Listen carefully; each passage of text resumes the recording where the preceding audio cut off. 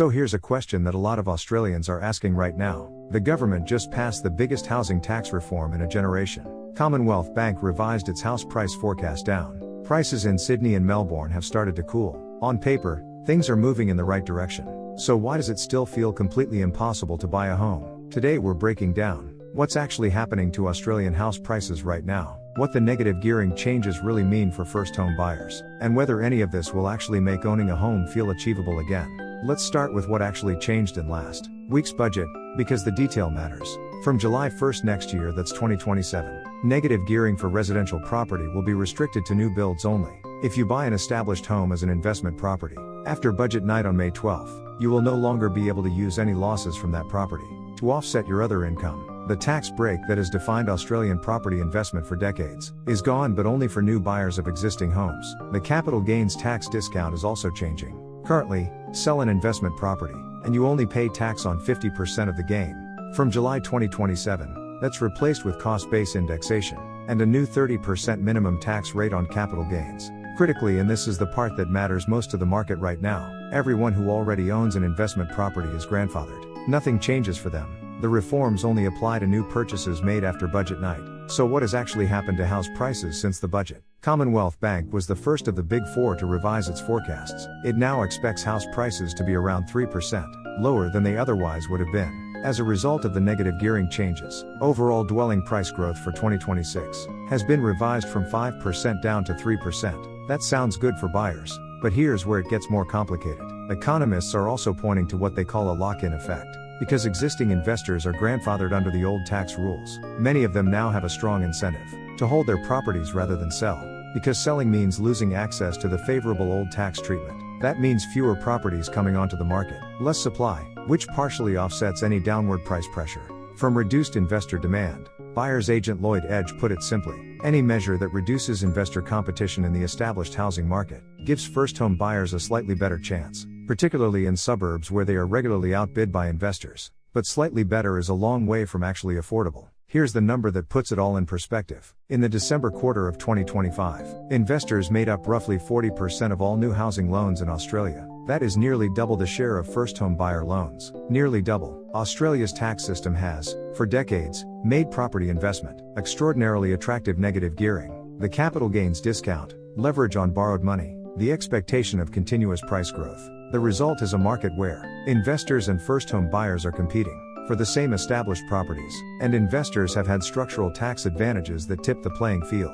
The budget changes are an attempt to level that field. Treasurer Jim Chalmers called it a budget for first home buyers, and said it would help put 75,000 homes on the market for first home buyers over time. The government expects that some investors will choose to sell established properties before the new CGT rules kick in from July 2027, putting more stock on the market. Whether that happens at the scale the government hopes is one of the big questions hanging over the housing market right now. But here's the honest answer to the question in today's title. Even with prices cooling slightly, and investors pulling back from established properties, buying a home in Australia's major cities is still incredibly hard for most people. And the reason comes back to something. The negative gearing changes don't fix interest rates. The RBA has raised rates 3 times this year.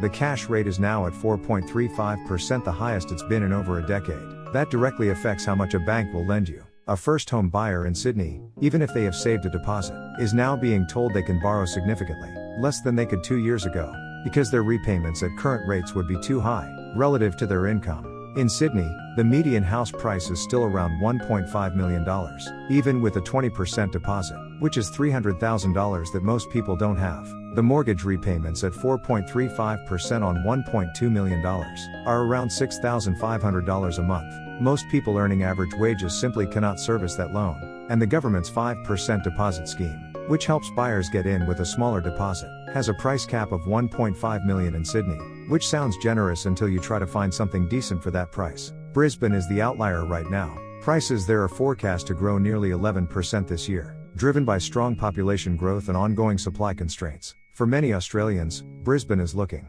like the most realistic path to home ownership, and that migration of buyers is itself adding to the pressure. So what does all of this mean practically, if you're trying to buy? First, the negative gearing changes have changed the investor calculus. If you are looking at established properties in the sub-$1 million range, the price bracket, where investors and first home buyers are most directly competing, you may face slightly less competition from investors than you would have before May 12. That is a real, if modest, improvement. Second, watch what happens between now and July 2027. Some economists expect a wave of investors selling before the new CGT rules kick in, to lock in gains under the old 50% discount before it disappears. If that happens, it would put more stock on the market and give buyers more options. But it's not guaranteed, and the timing is uncertain. Third, the interest rate picture is the biggest single factor for most buyers right now. If the RBA begins cutting rates later this year or early next year, and some economists think that's possible if inflation comes down, borrowing capacity improves. Every 0.25% rate cut meaningfully increases how much buyers can borrow. A couple of rate cuts would do more for housing affordability than the negative gearing changes alone. Fourth, new builds are now the investment vehicle of choice. Under the new tax rules, investors who want to maintain negative gearing benefits must buy new. That should, in theory, stimulate more construction and add to housing supply over time. More supply, eventually, helps everyone. But construction pipelines take years. Here's the big picture. Australia has spent about 25 years running a housing policy that prioritized investor returns over first home buyer access, negative gearing, capital gains discounts, first homeowner grants that economists widely agree simply inflate prices, land release policies that favored sprawl over density, planning systems that made new development slow and expensive. The 2026 budget is the most significant attempt to change course in a generation. But it is one budget. The structural problems in Australian housing, not enough homes, in the right places, at the right prices, took decades to create. They will take years to unwind. House prices have started to cool. Investor competition is easing slightly. But until rates come down, and new supply genuinely increases, the gap between what most Australians earn and what buying a home costs remains enormous. The direction has changed. The destination is still a long way away. Are you trying to buy a home right now? Has anything in the budget changed your thinking? Or does it all still feel completely out of reach? Drop it in the comments. I really want to hear where people are at on this. Like and subscribe for more Australian news explained simply. See you next time.